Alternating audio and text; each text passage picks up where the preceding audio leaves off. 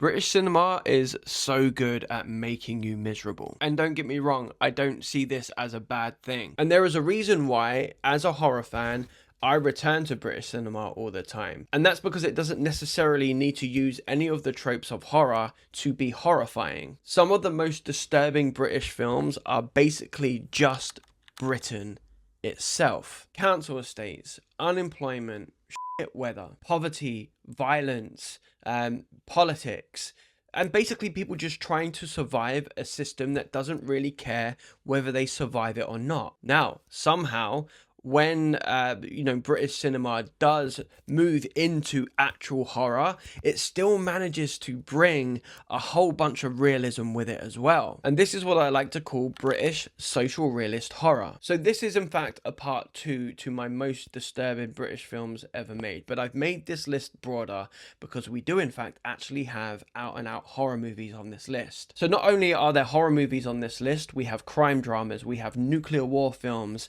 and we even have one of the most disturbing British TV shows I've ever seen. But they all share one thing in common. They are all fucking bleak. So my name's Rookie, I love horror movies, and here are 7 of the most disturbing British films and TV shows I've ever seen, part 2. So first up, and by popular demand, we have 1974's Threads. Now there are plenty of horror movies about the end of the world, and then there's Threads. Threads is the scariest non-horror film I've ever watched. Threads doesn't feel like somebody imagining the apocalypse. Threads feels like a documentary from a past that thankfully never happened. So Threads was made for the BBC in 1984. It was directed by Mick Jackson and written by Barry Hines, who's the same guy behind the story Kes. So Threads follows ordinary people going about their daily lives in a northern town here in England as, tensions between the US and the Soviet Union rise and eventually escalates into nuclear war. Now, initially, nobody's really paying attention. People are quite literally going about their day-to-day life. We have, pregnant families. We have families who are trying to set up their futures. We have people, arguing, people going to work. And in the background of all of this, on TVs and on radios, we see this tension building. And then the bomb drops and Threads becomes one of the most horrifyingly realistic portrayals of nuclear war I've ever seen in my life. It does not hold back showing you the realities of what this situation would look like. And for a television show filmed in 1984, this thing was so incredibly realistic. They actually showed this to us at school and it gave me nightmares for months, man. But the bomb isn't the ending. The bomb basically opens this movie, and then we follow Britain for years afterwards through disease, famine, nuclear winter, and we see social collapse as effectively reversed decades of human development. Now, Mick Jackson came from the BBC science and documentary world. Now, he researched this film so well and he wanted to, present this more scientifically than Hollywoody. And you can feel that through absolutely every single aspect of this movie. We don't have some big action hero or people giving these really huge heroic speeches. The camera just watches and it feels like a documentary. So you might wonder why this is called Threads, but essentially the threads are all of the sort of connections holding civilization together. Transport, agriculture, medicine, government, communication, family, and community. Now, we think that society is this enormous, indestructible thing, but it's not. It's millions of tiny systems relying on tiny systems. And if you start cutting enough threads, the whole thing collapses, and that's what this film shows. And to make it worse, this was the Cold War. People were absolutely petrified of this exact scenario. This film was broadcasted to millions of people in their own home.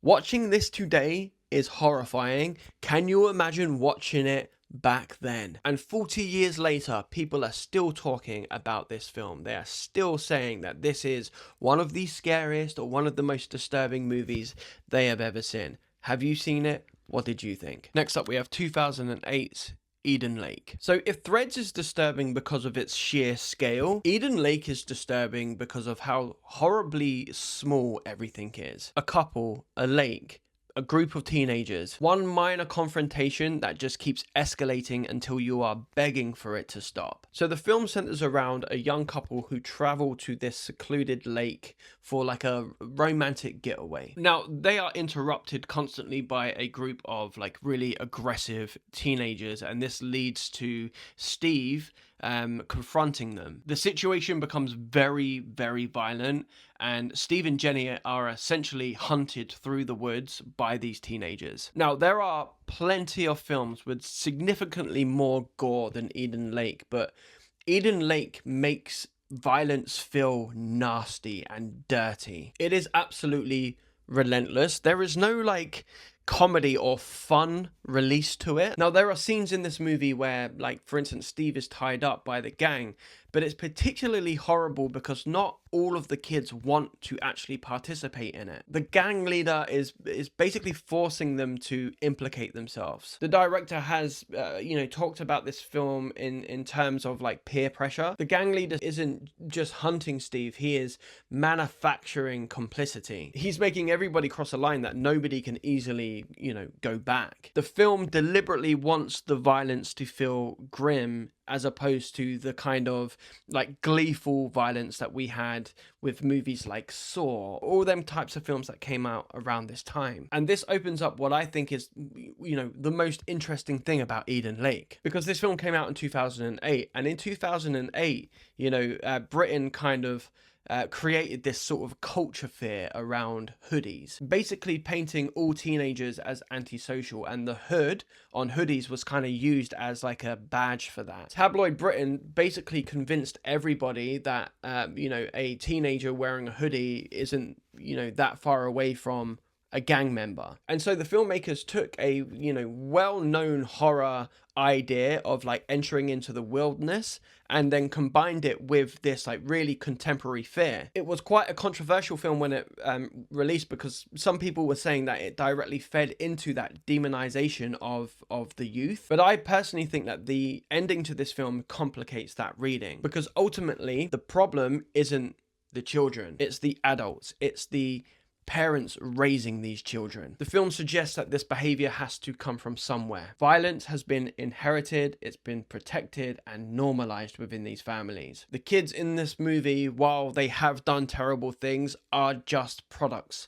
of their own environment, and that is depressing. Next up, we have 2010's This Is England 86. So technically I'm cheating because, This Is England 86 isn't a film, it's a 4-part TV series, but I don't care. This is fantastic. Not only do I think that This Is England 86 contains some of the most upsetting and downright disturbing scenes in any British TV series I've ever seen, if not any British film I've ever seen. I think it's one of the most fantastically written, fantastically acted TV shows of all time. And because of the brilliance of Shane Meadows, for huge sections of this, you forget that you're watching a television drama. So This Is England 86 takes place 3 years after the events of the film. Sean is leaving school, he's trying to get a job. The gang have kind of like splintered off a little bit. They're not that tight anymore. They don't really see each other. They're basically adapting into adulthood. But important things to note are, Woody and Lowell are meant to get married. The World Cup is happening in the background. The Falklands War is sort of going on in the background. And Lowell's dad has come back. And 1986 Britain, we had 3.5 million people in unemployment. Now, all of this is crucial to This Is England in general. Politics isn't something that people are just sitting around explaining, but it demonstrates what these people's lives look like. But this isn't Sean's story anymore. This is Lowell's story. Lowell's dad comes back and tries to worm his way back into the family. The mum is receptive to it. Kelly, Lowell's sister, is open to it. But Lowell knows something about her dad that she wants everybody to know because they should know. Lowell's dad, Mick, is probably, I think, the scariest character written for British TV. He terrifies me. Vicky McClure is absolutely incredible in this. We watched it again recently. I sobbed the entire time. But one thing that I don't think Meadows gets enough credit for is the way that, or how well he writes female solidarity. This Is England originally looked like such a masculine world. You know, we have skinheads, nationalism, fighting, male friendship. And This Is England, the film, centered heavily around fathers and their sons. But 86 reveals this network of women who are surviving the consequences of male violence. Lowell, Kelly, Trev, their mum. There is so much female solidarity running through this series. These women are funny, they're crude, they're angry, they're sexual, they're frightened. They're incredibly strong, but without Meadows turning them into symbols of like strong women. And that's what Meadows is so good at. He is so good at writing people. His work feels lived in. Actors interrupt each other. People mumble and jokes go on too long, and you know, people have the freedom to kind of put themselves into the role, and you're hysterically laughing, and then 30 seconds later something brutal happens and it changes the tone instantly. This show has two of the most difficult scenes I've ever had to watch. I watched it again recently, and every single time I watch it, it gets worse. And I think that when you watch this when you're younger, you don't really fully understand it. And when you get older, you start to understand it more. And when you start to have more meaningful relationship with women, you start to understand this more. And when you have children, you start to understand this more. This is a show about how the actions of one man or many men can change lives forever for their own gratification. And I think This Is England understands that almost better than anything else I've ever watched. It's social realism approaching horror without actually ever fully becoming traditional horror. It's one of my favorite pieces of TV or film ever, but it's so savage. Next up, we have 2011's Kill List. So Kill List is one of those films where explaining what genre it is ruins the film, because every single time you think you figured out what you're watching, director Ben Wheatley says nope. So the film follows Jay, a former military man, soldier, who hasn't worked for months and his marriage is completely falling apart. His friend Gal convinces him to return to work. The only problem is his work is contract unaliving. And so they're given a list of people to go after. And initially, this film feels like a really grim British kitchen sink drama. And then it's a hitman movie, and then it becomes something much stranger. And by the final act, you finally realize you are watching something approaching more traditional horror.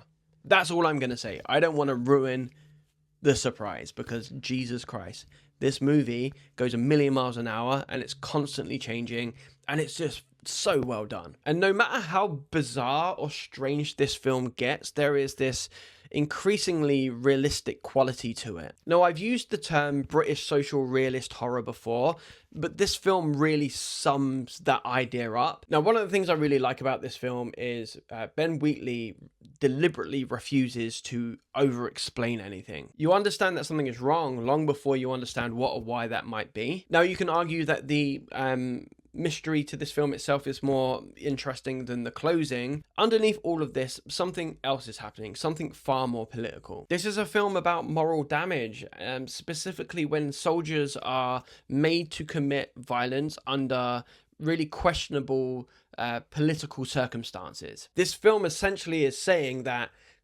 these people are trained to unalive people.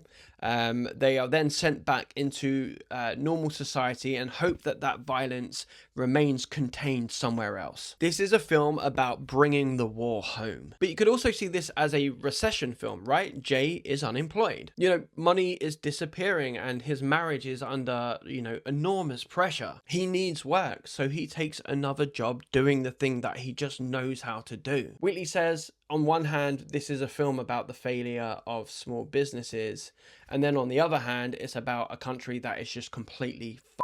And I think that that is a very British description of Kill List. It's about masculinity, it's about depression, it's about war, it's about domestic violence. And when you finally start getting comfortable with the ideas and themes of this film, it changes and it completely blows your mind. I've been saying for a long time the lines between horror and drama have been blurring, and it's almost indistinguishable these days. And this film is a perfect example of that. Next up, we have 2008's Mum and Dad, Buckle In. Now, if you know horror, or if you're heavily involved in the horror world, you probably know this film, but it is quite obscure.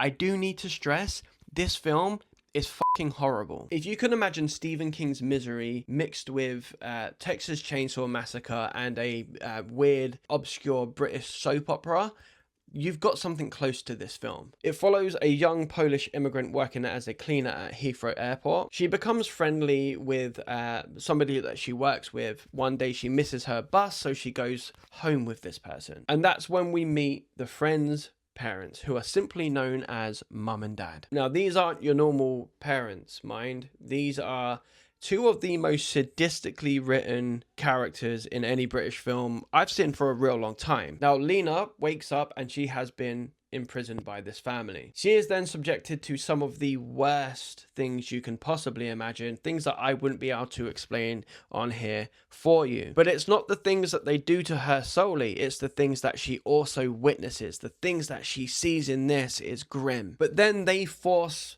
her into the family routine. They kind of want her to become a part of this really warped family. So I guess I could describe this to you as a body horror movie, but it goes to some really dark places. Now, in Mum and Dad, violence is kind of treated like just another household chore, but the family on the surface feel like a normal family. The mum and dad bicker, the kids are misbehaving, and they have like big family disagreements and arguments and discussions, except that terrible things are happening to people in other rooms. Now, whether it's intentional or unintentional by the filmmakers, I think there is a fascinating reading into this movie about immigration. But I think it is significant enough to talk about because Lena is a low-paid Polish immigrant doing, cleaning work at Heathrow Airport. Airports are meant to represent movement, opportunity, traveling the world, but Lena occupies this sort of like invisible underside to that world. She's doing a job that society relies on, but people barely notice. And because she's transient and economically vulnerable and kind of disconnected, she is exactly the type of person, who could disappear. And this family feeds on people who exist on the margins of this enormous economic machine. And interestingly, they called this movie Mum and Dad, and not something like The House. The film has quite literally taken the sacred idea of the British family and turned it into a system of imprisonment. And this is a family who are repeatedly talking about the importance of family. So the horror in this film isn't that Lena has simply been kidnapped, it's that they are trying to adopt her and change her into their ways. Now, classically, it's probably not the best film on this list, but it is a deeply upsetting film. Next up, we have 2012's The Seasoning House. Now, this is probably the one film on this list that comes with the biggest trigger warnings, because this film deals with everything from like SA, trafficking, wartime atrocities, that kind of stuff. And it is just in general incredibly difficult to watch. So it was set during the Balkan conflicts during the 1990s. And I'm going to be very brief about my description of this film, because it centers around a young woman who is deaf, she's mute, and she is essentially trafficked. She is being held and exploited by soldiers. She's also forced to assist in keeping other women alive. Now, she forms a bond with another woman, and gradually this movie turns into like a revenge story. The first half of this film is exceptionally brutal. So the director has said that this is a film about the monsters that hide inside people. There is nothing supernatural here. People are the horror. Now, this isn't just a film that is simply trying to shock you. There is a lot more going on here. Now, in the first half, the camera is like slow and almost dreamlike. Angel has disconnected herself from what's happening around her. Then something happens that forces her back to reality, and then the whole tone of this film changes. It's sharper, it's handheld, and more immediate. She can no longer mentally disappear from what's happening around her, and I think that this is a movie about survival through disassociation. What does your mind have to do when your physical body just can't escape. And I think that there is genuinely a difficult ethical question hanging over this movie. How do you make entertainment out of atrocities that have actually happened to women? It's really difficult to make a film like this without veering into exploitation, and whether you feel this film succeeds in that is something that we can talk about. But I think it's that discomfort that warrants it being on this list. This isn't a, list about films that I find fantastic or just like works of art, because they're not all. Like Mum and Dad is a movie that I think is, deeply, deeply flawed. And importantly for this movie, there is that question.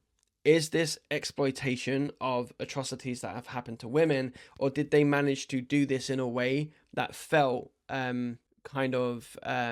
sympathetic or understanding? But many things happen in this movie that are very, very hard to shake off. And finally, we have 2006's London to Brighton. So this is another film that they actually showed us at school, and I don't know how that was approved, because this film is a lot. So this is Paul Andrew Williams's debut, and I must say that this is fantastic. It's a lot, but it's fantastic. It follows an adult worker and a 12-year-old runaway. They're upset, they're beaten, and they're desperately trying to get enough money to essentially escape London down to Brighton, and gradually we discover why. I won't ruin it for you, but the subject matter is really heavy, and it leads to something going terribly wrong, and a man ends up dead, and they're essentially being hunted to find out what happened. Now, the film isn't particularly graphic, but it doesn't need to be, because when a film is, written and acted this well, the implication is much better, or can be more powerful than